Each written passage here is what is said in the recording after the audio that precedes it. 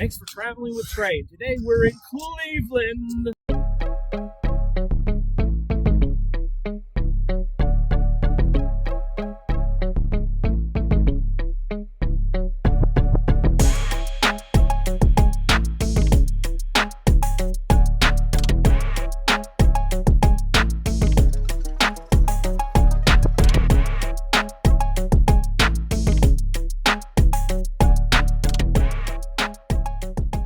Fans of A Christmas Story will immediately recognize the house behind me.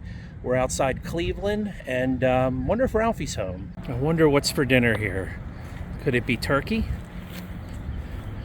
I don't know, I'll have to ask the dogs. And here's the actual road where Ralphie spent so much of his time. It's very nice. Got that 40s, 50s, 60s nostalgic look to it. I wonder if the neighbors hate all the people that come in here. Maybe not. This is the, I'll tell you in a minute, but this, let's get cool. Oh, here. Nice. It's chilly here now, man. It got fired up. Oh, wow. Awesome. Good and bad. This is an original house. It was built in 1895, but it's a replica in the sense that a gentleman by the name of Brian Jones would purchase it. He was in the Navy back in 2004. He would purchase it off eBay for $150,000. Then spend the next 2 years renovating and putting another $250,000 of his own money to bring up the movie spec. So everything you see here is Brian's handiwork, and he did it in such a way that he wanted to make it totally interactive for you folks. So like, it is the original house built in 1895. The whole neighborhood was founded in the late 1800s, early 1900s with steel workers, including the little tavern across the street, the Rally Inn. That was established in 1906. But he just really wanted to make it totally like you could like enjoy it like you were in the movie. But so the rule of thumb though is if you've watched the movie, I didn't ask everyone if they've seen the movie. You guys seen the movie? All right. So if you look in and out the windows during the course of the film, that's your clue that it was filmed here at A Christmas Story house. But if you can't look through the windows, that's your clue that it was filmed at the soundstage in Toronto, Canada. It would start with two men who would collaborate to make this movie. One was Gene Shepard, he's our author. He's the adult Ralphie here narrating the movie. And then there's Bob Clark, the director. Now Gene, he would grow up in a little town of Hammond, Indiana, and he would become an American storyteller, a radio personality, and he would write a little book called In God We Trust, All Others Pay Cash. This little book would become a New York Times bestseller, and several of its stories would be adapted to make this movie. So things are really starting to click, and this group from wherever they decide they're going to go explore. They see the steel yard in the distance, the stacks. Now remind yourselves that this is before cell phones, GPS, this thing called Google. What do you think happens to this group of people looking for the steel yards? What happens to them? Get lost. They get lost, big time. Yeah, they would be driving around for several minutes, several wrong turns later. They would find this neighborhood totally by happy accident. I venture to say they would come right down Raleigh Avenue, probably the way you guys came in today, right to this rolling stop, would see the house, and all of them would fall in love with it and say, oh my gosh, maybe we could film here. This house was ideal, and the reason it was so ideal, it wasn't updated like the rest of the houses in the neighborhood. It had this natural 1940s look. So they would try to get a hold of the owner. He wasn't home, nor were any of the neighbors, so they would walk across the street to the little Rally Inn across the way, a little tavern on the corner. Anyone get the chance to get over there yet today? You have? What you think? Isn't that great? So that's what happened to these guys. They went over there, they were looking for the person who owned the house, and they would find the gent over there. He was having a beer, he'd just gotten off work with his friends. He wasn't real happy to see the Hollywood movie types, but they would win him over, I'm guessing, care of that wonderful menu, like what you had, or sometimes I mentioned like the seasoned French fries, or the bacon wrapped tater tots is another hit over there. Maybe it was the fried pickle, or maybe it was just check for $20,000 that they would ultimately present the man, the equivalent of $60,000 today. And hey, the rest is history. They would rent the house for the jet for the movie. He would be displaced for 12 or 13 weeks. He would be in the hotel with the rest of the cast when they weren't filming. And the next thing you know, they would audition for cast members. And just a little refresher for you. We got Peter Billingsley, who played Little Ralphie. He just had a birthday this week. Ian Petrella played Little Randy. He was here at Christmas time, got his autograph. Melinda Dillon played Mom, and Darren McGavin played the old man. And soon after auditions, you can bet they brought the film crew in. They would start filming. Do you know that Little Randy was overdressed right here in front of us? Remember, I can't put my arms down. Remember that? That's care of some movie magic. They would put a big piece of furniture foam under each of his armpits, then Mom would tie him down real tight. All right, you guys anxious as I am to roam the house in the next 10 minutes or so? Now, what is this room? The boys, Ralphie and Oh, yeah, right. Ralphie and Randy's room. Yeah. Oh my gosh, the glasses. That's great. This chair's gonna break.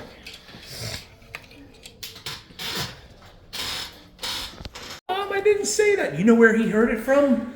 Your son. What?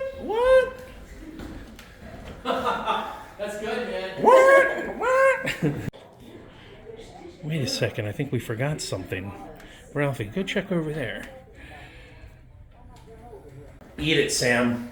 Eat it. Put it in your mouth.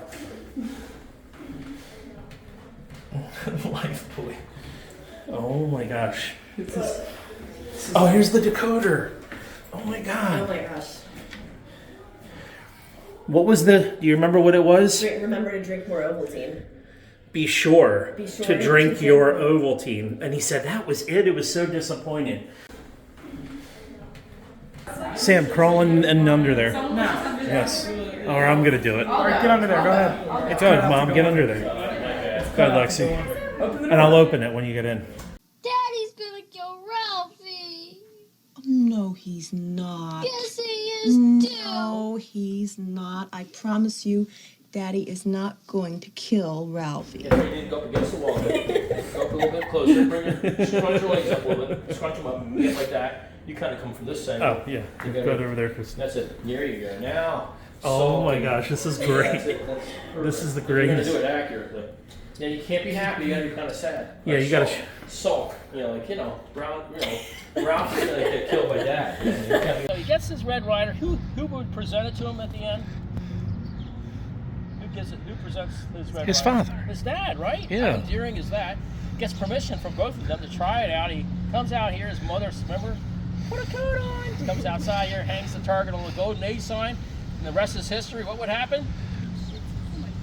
Gets hit by an icicle in the eye. No, something more in unison. He would what? Shoot his eye. There Shoot you his go. eye out. Shoot Yeah, his yeah. eye out. Right, of course. You'll shoot your eye out. You'll shoot your eye out.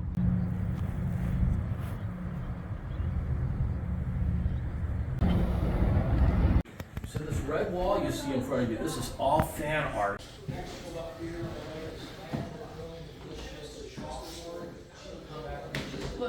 So awesome. That's the little bully's hat, remember? Yeah. What's his name? The It's a one that tries to raccoon beat skin up hat, the but he kid. had red hair They had the also. BB gun in there.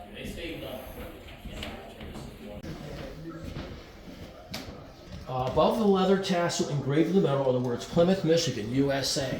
They were all made there. That plant's no longer in business. Everything's consolidated in Rogers, Arkansas, where Daisy BB Gun is headquartered. Okay.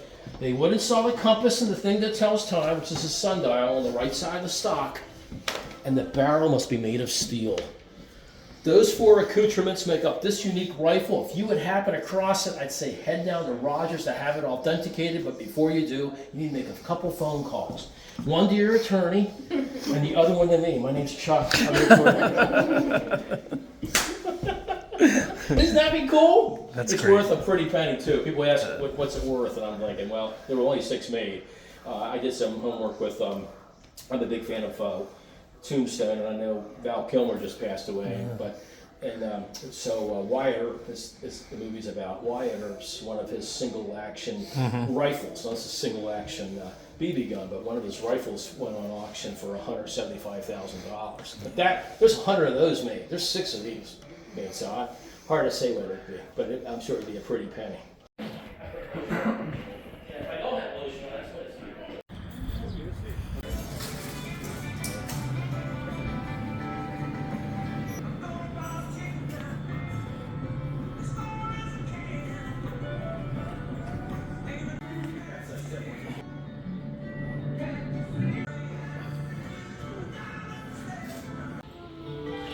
That's awesome.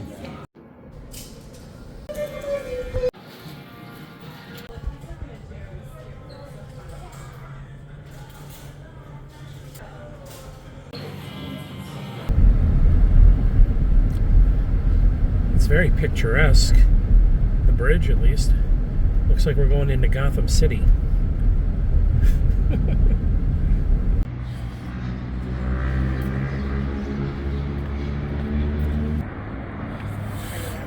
1.6. All right, come on. Yeah, do that. Yeah. Guys, can you guys just go somewhere else? Sam, come on. Look, there's a J. Oh, right behind you. Turn around. Let me get it in the background.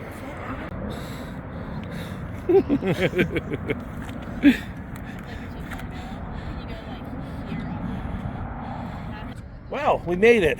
We are in lovely Cleveland, and behind me is Lake Erie, and off behind me that way is the stadium for the Cleveland Browns, the Rock and Roll Hall of Fame. So we're going to see at least the Rock and Roll Hall of Fame tomorrow. It's kind of a short, abbreviated trip because we've been doing college tours throughout Ohio. So I'll show you what I can from an outsider's perspective, and maybe when you find yourself in Cleveland, you'll find this video useful.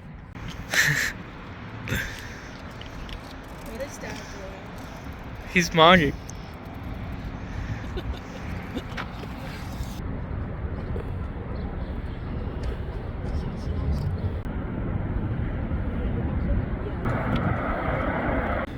Go through the motions. Tell us what you're doing.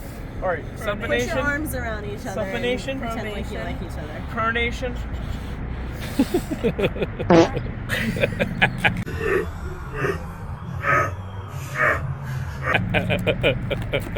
All right. That's my caption. Sam farted on me while I took these pictures. What's up, guys? We've made it. We're at the Rock and Roll Hall of Fame. Let's go in and check it out. Yeah.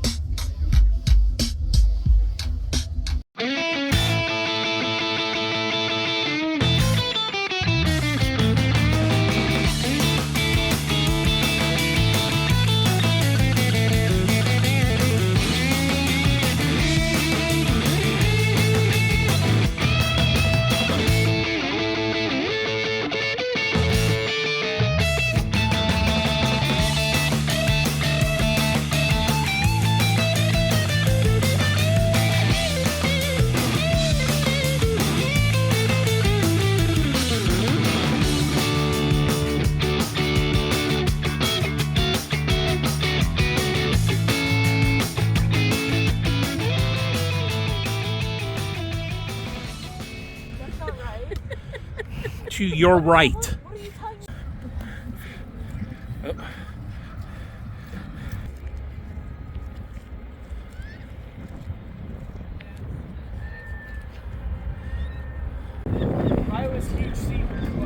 All right, this is Little Italy in Cleveland.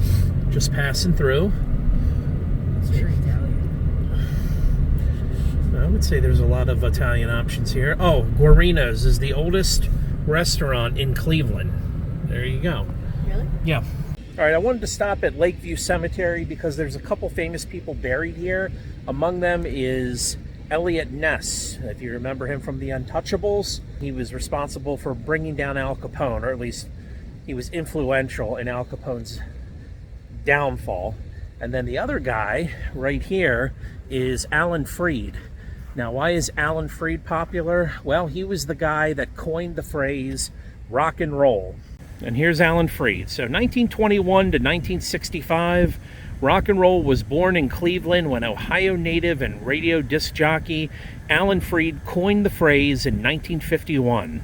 He was a trailblazer for rock and roll through his radio shows, concerts, television shows, and movie appearances.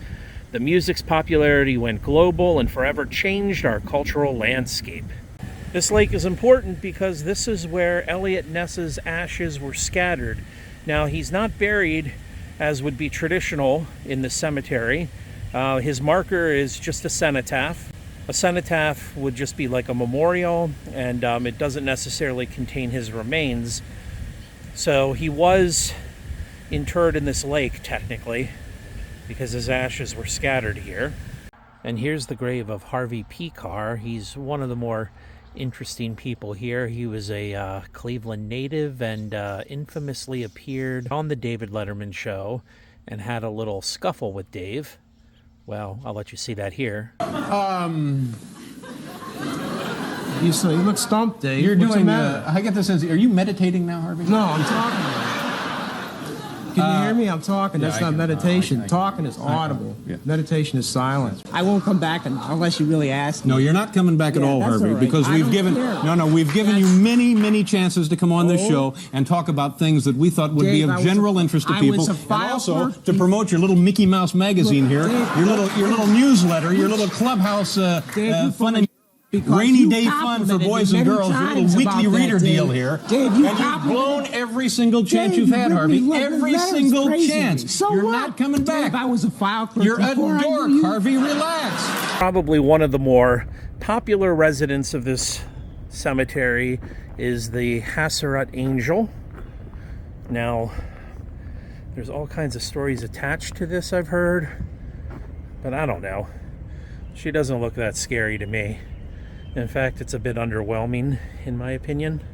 But she overlooks this family plot. All these people buried here are in the family. She's supposed to look like she's crying, black tears, but I don't really see it. Okay. I mean, there's black streaks all over her face. Yeah, we both have green on. I've got my Marshall hat, and she's got her patina.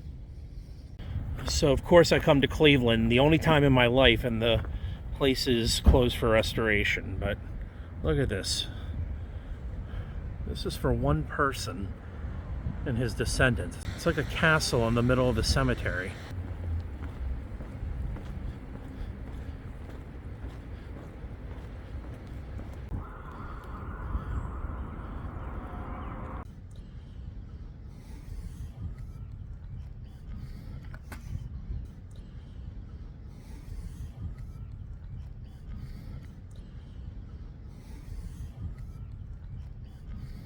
Got a great view of the entire cemetery from the portico, or the porch, where this memorial lies. This is really a gorgeous cemetery. So I would say if you come to Cleveland, definitely stop at Lakeview. And one of the reasons being is it seems like a lot of people do. I don't know if these are locals or not, but I go to a lot of cemeteries. And this is one of the only cemeteries that I've seen where there are people just visiting random plots. I don't know who the people are. I'm only going to the most popular ones. So They could be dearly departed loved ones. They could be more obscure figures of history. I don't know. But it's definitely refreshing in a way to see people using the graveyard as more than a place to walk their dogs or jog. I actually like people engaging with their ancestors, their relatives, founders of the country, influential figures. That's really refreshing. Sellout crowd to see Messi on Miami play against the Cleveland home team. Big soccer game. He's never been here. They're expecting how many people? Sellout 67,000 people, guys.